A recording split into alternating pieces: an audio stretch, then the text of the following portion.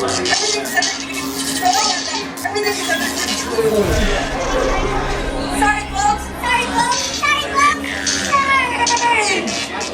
Well, and here's the thing that's interesting to me, because I hear a lot, I see a lot of this narrative out there, and it's not just the Disney online community. It's even like the mainstream media, that Disney basically runs the city of Anaheim. Like they are like the boss, right? They pull all the strings. They're the puppet master. They're the Emperor Palpatine of the whole entire city, and they run the show. That's fine, and I think a lot of people would probably assume that. But man, I've been following this stuff for a long time, and I don't really see it that way. I mean, Disney fights the city constantly, and they don't really always get what they want. Yeah. They tried to build a fourth hotel to get some tax breaks, and the city fought them over like 100 feet or something. They tried to build the Eastern Gateway project, like George mentioned, and they bucked them on that. At Westcott, there was all kinds of problems. There's always an issue, and I just feel like if Disney really ran the city like people claim it does, why are they having all these issues getting anything done? Mm-hmm. It makes no sense to me.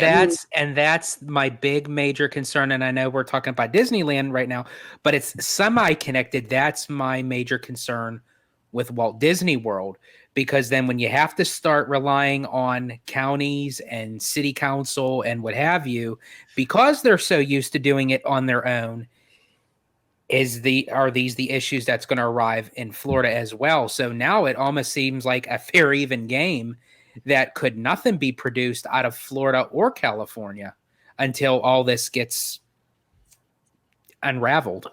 Yeah. What are your thoughts, Mr. Vashguy? Well, I mean, yeah, it's a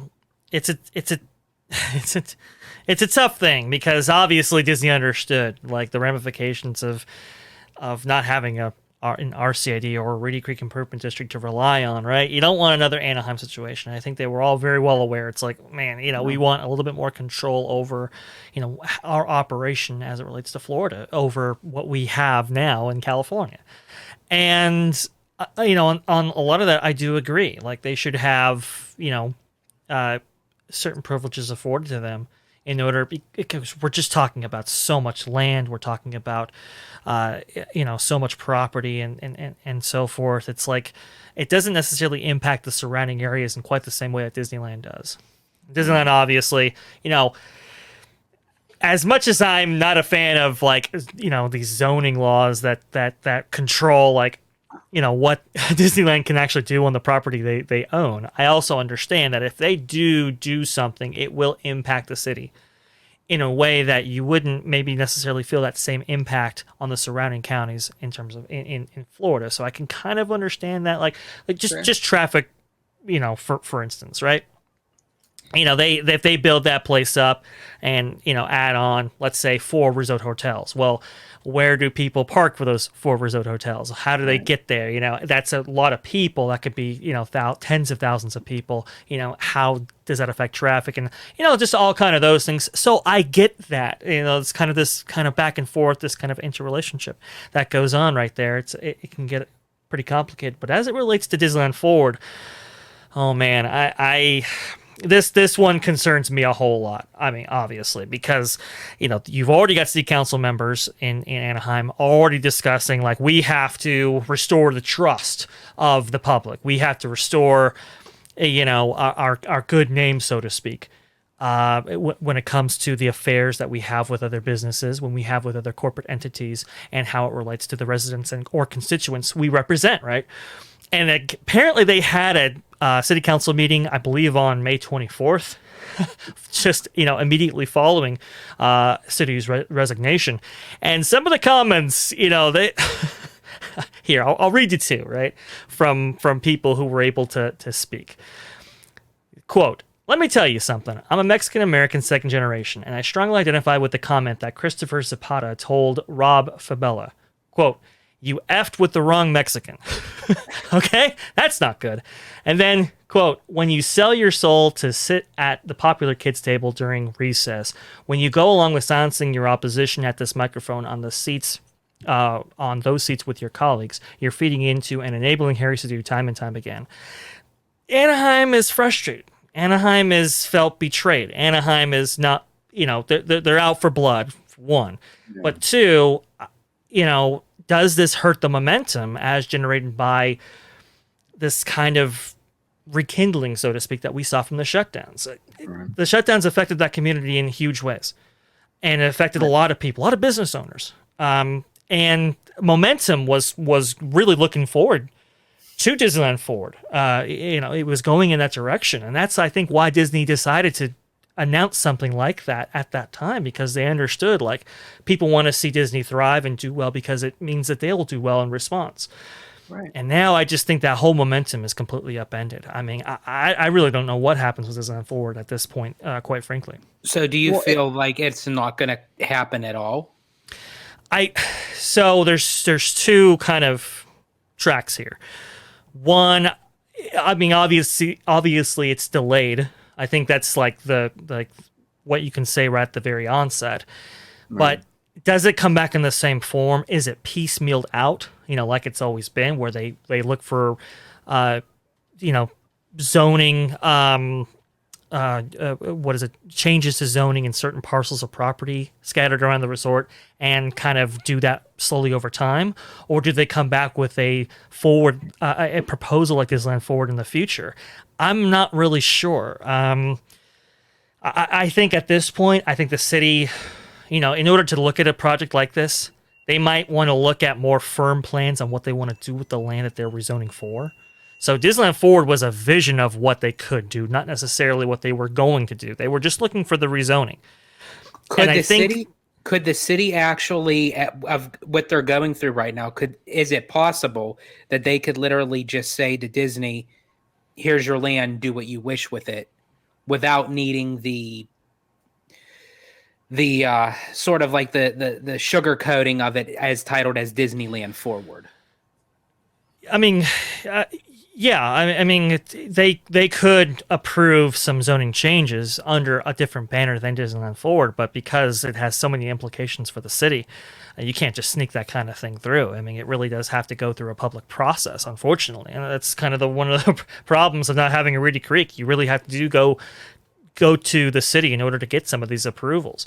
Somebody was saying, I don't want to call them out, but somebody was saying that Disneyland can't build a third gate on the Toy Story parking lot. That's not true. That area is zoned for theme park space, but everything else, I mean, it's really not. They have to get approvals for these things, and they would have had to piecemeal this slowly throughout time. Without Disneyland Forward, they were trying to get in one big, large lump sum right now, right here, and I just don't see that, at least right now. One of the frustrating things that I'm seeing right now is this kind of stuff. Anaheim residents, and look, I'm going to be real upfront with you guys right now. This is going to be an uncomfortable conversation because I know it's not popular to take the stance I'm going to take, but it's a stance I really actually genuinely feel. Yeah. And so I'm not going to lie. I'm going to give you my own. Well, okay. But before you do this, you have to do this right. You have to put up the balls to the wall. Oh, here we go. He's gonna go balls to the walls. Here we go. Here we go. I'm going full George, balls to the wall. This is the issue that I have. Okay. So this is from the Voice of OC. It says Anaheim residents are asking what it takes to get corporations to sit out the local campaign season. And I'm just going to read you a couple paragraphs here. Okay. A stream of adults wearing Mickey ears and sunscreen stopped upon a red hand signal at the crosswalk of Catella Avenue and Harbor Boulevard on Wednesday morning. A few feet away stood roughly 50 to 60 other adults wearing union shirts and crowding the same intersection, or what might be considered the heart of Anaheim's resort industry. These were hospitality workers likely employed by the hotels and entertainment venues all around them. Okay, so here's my beef. These are hospitality workers. They're protesting to get Disney out of. Basically, they're protesting Disney's influence in the area. Is basically what they're protesting while they are employed in the hospitality business that is directly connected to Disney being there. Like a lot of these hotels that these people work at would not even exist If Disney Park was not there, if the Disney Resort was not there, these people wouldn't even have jobs. They have a job because of Disneyland's influence, and it reverberates, and obviously more hotels get built because it's a tourist destination. But now we're going to sit there after you have a job that you're benefiting from Disney's influence, and you're going to protest Disney's influence. This is the kind of stuff that boggles my mind. It's like, do you not understand that, like, look, I understand that Disney's a mega corporation, and I know it's not popular to side with them. I get it. But the fact of the reality is it's a huge economic engine for Anaheim. Anaheim would not be what it is today without the resort. It's a job creator. It brings in a huge amount of revenue for the city. They should have a say in what goes on in the city. It should have a voice in the campaign season. It's a huge part of the freaking city. Like, how do you leave that out of the equation? It makes no sense to me. And you think that they would have noticed this because of the shutdown. I mean, from the shutdown and everything not even moving, it was like a ghost town. I mean, between Harbor Boulevard and Catella, no businesses were moving because of the struggles to even get Disneyland back up operational. It took them way over the extended period of time that anyone ever thought Disneyland would be closed. Right. And I mean, and people even protested to that point to get Disneyland up and running. And these weren't even just fans just because they wanted to go on vacation or have their annual passes back.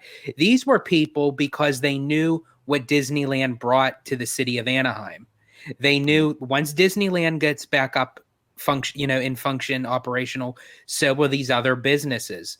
So now it's almost like they're backtracking again. They're going back to how Anaheim usually operates, to the fact of thinking that Disneyland is more of a nuisance than a contributing factor. I don't get it. Alia, what are your thoughts on this?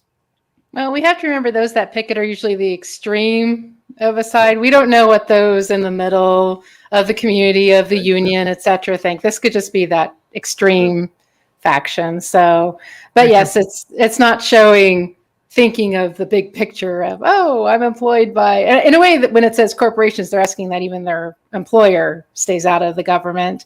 And then they're forgetting, though, that their employer is thriving because of Disneyland. So Right.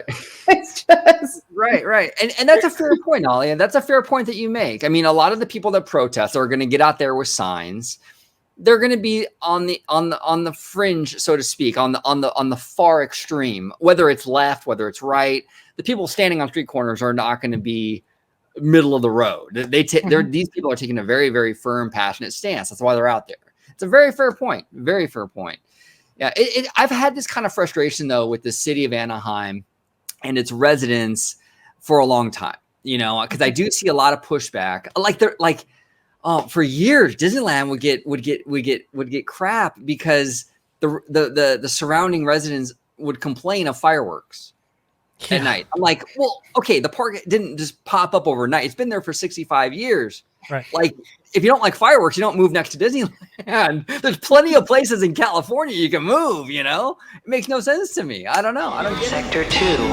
Malfunction in Sector 2. All droids will be shut down for reloading of labor programs. Stand by for power disconnect.